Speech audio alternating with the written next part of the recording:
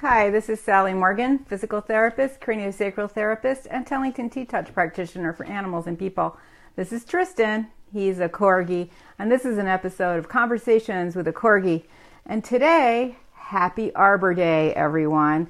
Today is a day when we are supposed to plant trees, or at the very least, care for the trees that we have. And Arbor Day is a very important day for me. I explained to you when we were talking about Earth Day how important conservation is to me, especially living in this environment where I am with the wildlife. I got to see my beaver last night, and I got pretty close to him before he ambled off into the water. I think he was kind of done his dinner, and I got a not very great picture. They always look like a round blob. You can't really see how adorable they are unless you're really up close to them. So arbor, of course, comes from the Latin word for tree, and people are encouraged to plant trees, and lots of countries observe Arbor Day or something like it. And it usually occurs in the spring, depending on the climate of the area where you are living. And it originated in Nebraska City, Nebraska on April 10th, 1872. Arbor Day has been with us a long time. A guy named J. Sterling Morton, who served under President Grover Cleveland as the Secretary of Agriculture, started Arbor Day. And this was meant to encourage people to plant trees. And it's an interesting thing in 1872. That's just after the Civil War.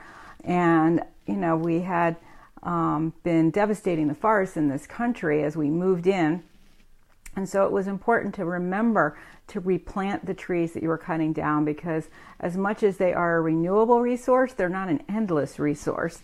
So really a great thing that we have Arbor Day. And a lot of schools do special things, and a lot of people go out in groups to plant trees. And often prizes are awarded to the countries that plant the most trees on this day. And in Nebraska, on the first Arbor Day, they planted over 1 million trees. I mean, I can't even imagine counting them. In 1885, it became a legal holiday and was moved to April 22nd, which is the founder's birthday. So that makes sense. And Arbor Day is a holiday because it's an important day to remember the trees and their contribution to our lives. Our houses are often built of wood. We heat with wood. A lot of our fibers that we use in construction and other things come from wood. Our boxes, can't even order a pizza without thanking a tree. So really an important day for us to remember the wonderful things that trees give us in our lives. If you've ever lived in a hot climate, you are so grateful for a palm tree or any kind of shade that a tree provides. And even in this area where it's very treesy, the trees help protect you from the snow. The difference between the snowfall under a tree and near a tree is quite different. And they hold the soil in place. I've been reading a piece lately about the rainforest disappearing, and it talks about the problems when you lose the trees in a landscape. As we know from the clear cutting in the rainforest, you get erosion, you get flooding, the landscape is laid bare, and then the soil is no longer useful to grow any crops. So it's really important what trees do for us, just holding the soil together. And there are a couple of houses on my road that are a bit on a cliff coming down to the stream behind me. And boy, they could use some trees to hold those cliffs up, because they've got, you know, timbers laid sideways and other 2x4s coming up to hold those timbers just to keep the land from eroding. But what someone really needs to do is go in there and plant a lot of shrubs, and that will hold the hill up. And no one's done that. 4 people have owned this particular house, and no one's planted any trees. Oh, look, Danny says they planted trees in Girl Scouts every year. I don't really remember my Girl Scout troop doing that. And if you go to the arbordayfoundation.com, they will mail you a little pack of trees. And it's kind of amazing. They have like a little bit of paint on them so you can tell which is which. They're a pack of sticks like the size of a pencil. And they give you a variety of different hardwoods. And I did this a few years ago, and I said to them, please just send me the lilacs, because I love lilacs. And they sent me the whole pack of like 10 trees. And of course I have a lot of acreage here, and I looked around, and I'm old enough now to have lived long enough to know that it really matters. You can't just plop a tree down anywhere. So I looked around my property and I planted a lot of them between me and the next house that way, hoping that they would make it out there because I wasn't going to be watering them and taking care of them.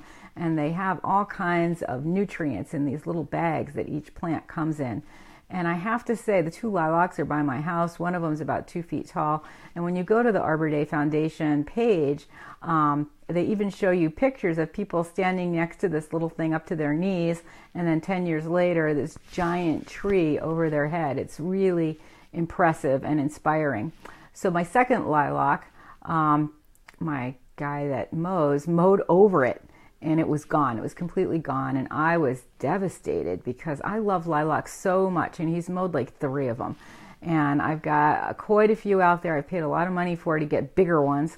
But they are struggling. It's not, this clay soil is not an ideal environment for lilacs. But lo and behold, the one from the Arbor Day Foundation sprang back up. And now it's only about 4 inches shorter than its neighbor who never got chopped.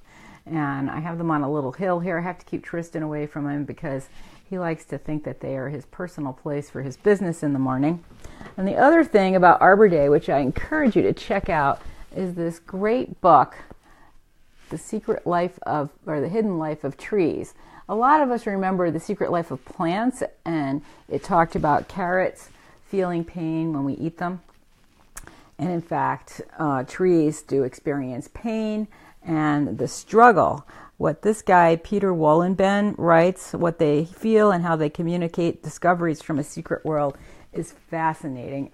He's got another book about animals, which I can't wait to read. But he talks about having been a forester for years in Germany, the beech trees and how connected they are to each other and some of the other hardwoods, and also how competitive it is.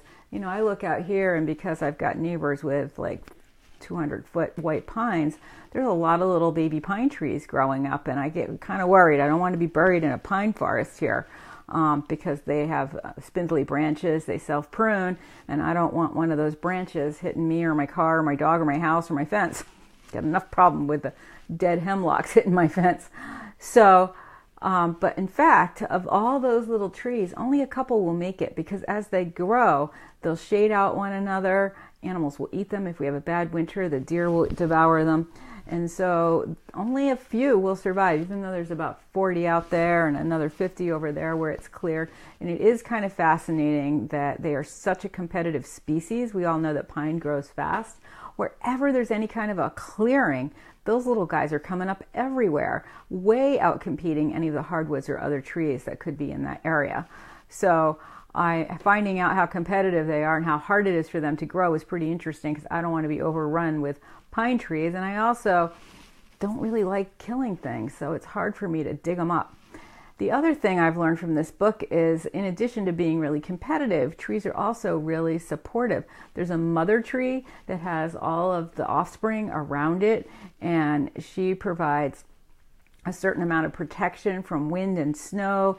And trees, what Peter writes about is how in the world of trees, things are just so slow.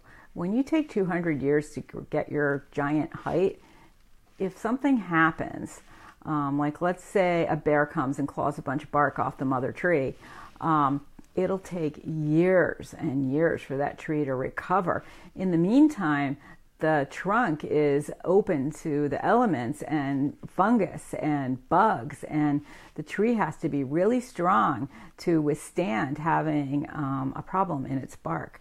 And the other thing he talks about, which I didn't realize, part of why bark looks the way it does is as trees grow, they expand their girth and they kind of pop out, and that creates the cracks in their outer surface, which creates the bark that we remember as, you know, linear and bumpy and kind of stuck on. I've got shaggy bark hickory trees all over the place, which is a favorite of the squirrels, and they love them. They're big nuts. They're like this big. And those guys, the bark is all scraggly and hanging off of them, and they do grow fast, and they are kind of spindly. I think of them as a little bit like a palm tree around here because they don't have many lower branches, which is unusual in a non-pine that prunes its way down to just a little tuft on the top. So these hickory trees are really something. They don't make many leaves. The squirrels love them, And it's so important that we remember wildlife. Like, I have a neighbor with a giant oak tree, and the amount of acorns that tree puts down on the ground on a good year can support lots of squirrels and chipmunks and deer and bears. And the tree is huge. It's blocking her house from having her put solar on it. The tree is probably 200 years old. A couple of big branches have fallen off, and she's had it pruned a couple of times. She's kind of cranky because the town doesn't prune it from the wires, which would save her a lot of money, but it is quite a formidable tree. And as much as she thinks there would be some advantages for solar if she could get it cut down, she's a shaman. She appreciates the fact that that tree is contributing a lot to the ecosystem around us. I mean, it's not just that we have a lot of trees and it's a woods. What's another one? That is a giant oak tree that creates a lot of acorns. There's a lot of food for wildlife. It really helps the environment around here. Just like my little spindly shaggy bark hickories. There's not so many of them around. We also have some sassafras trees down by the water that the beavers like to munch on. And I've got all kinds of aspen type of trees, and then a few oak trees are around here. And apparently, before I bought this house, the woman that lived here before me took down a lot of pines and hemlocks and conifers from the side lot. And according to the forestry guy who helped her with that work, she was pledged to replant hardwoods to kind of balance out the loss of those trees, which of course she never complied with because she liked the open space, as do I. I like to be able to see a little bit of open space around me. So to his benefit, I did plant 10 Arbor Day trees out there, and hopefully they'll grow and cover that other side of the lot. Personally, I don't want to have to rake the hardwoods because this is a very big piece of land, and the older I get, the less raking I can do. So apparently trees communicate with one another. They have all kinds of different symbiotic relationships with different fungi and bacteria that grow on their roots. And apparently they can communicate with each other when one is injured to let the other ones around it know, particularly with an insect infestation. Trees are amazing. And if you even take a minute today to think about the contributions of trees in your life personally, I mean, the furniture I have, and like I said, all the paper, the pizza box, the paper that your lunch might be in, you know, wax paper, so many things come from trees, and they're a great resource in this country. And if you've been to a place without so many trees, to me, like when I go to the Southwest, much fewer trees, I feel kind of at a loss because I am such an East Coast girl with these big trees around me all the time. Even at the beach, there's big trees. So they do contribute a lot, and we are lucky to live in a country to have so many abundant trees that are sustainable and renewable, unlike the rainforest where people are struggling every day to maintain the viability of the rainforest. And it is such a complex ecosystem. We cannot lose the plants and the animals and the insects that live in the rainforest. That would be a tragic loss for the planet. And these developing countries are trying to make a living however they can. And I appreciate that, but we need to support them in maintaining the rainforest for the benefit of everyone. It keeps our atmosphere clean. It contributes to oxygen for us to breathe. Trees are amazing. So if you have any interest in trees, check out The Hidden Life of Trees. It's a great book. And one of the things it said is that the tree roots vibrate at 220 hertz. Of course, I'm very interested in this because I have a lot of tuning forks. And I also just got a bunch of CDs that are specifically toning at a particular hertz in the background. And none of them are 220. I want to go out there and put my tuning fork on the ground and benefit the trees around me by tuning them up. But I think I have one that's close. I think I have one that's like 240 or 235. So I will try that. I know that with resonance, you need the exact frequency. And I'm impressed that Peter has even researched that to find out what the vibration is of a tree. So, like we did when we were Girl Scouts, Danny, let's all think about planting a tree today, even if it's an arbor vitae to block your neighbor from the view of your backyard, where you might do your tanning. Think about planting some trees, appreciating trees, and even just spending a minute to send some heart hugs and thank the trees that are around you that protect you, shade you, provide you with food and cover and all the wonderful things that trees do for us. Oxygen makes a big difference. I'm here by a big highway. It's like 1.5 miles for me, and I don't smell it because the trees are such good cleaners of the air. And when the leaves come out in about a week, it'll be even better. So thanks for joining us for Arbor Day. Take a walk outside with your dogs, enjoy the trees, look out at the birds in the trees with your cat, and appreciate all the blessings that trees give us today on this Arbor Day.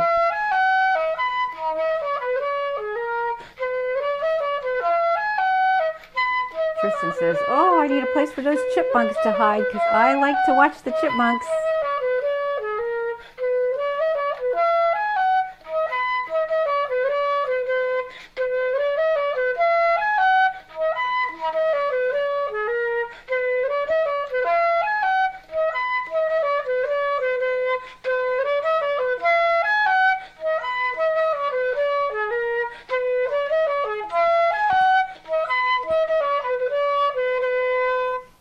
Thanks for joining us on Arbor Day. Everyone have a great day.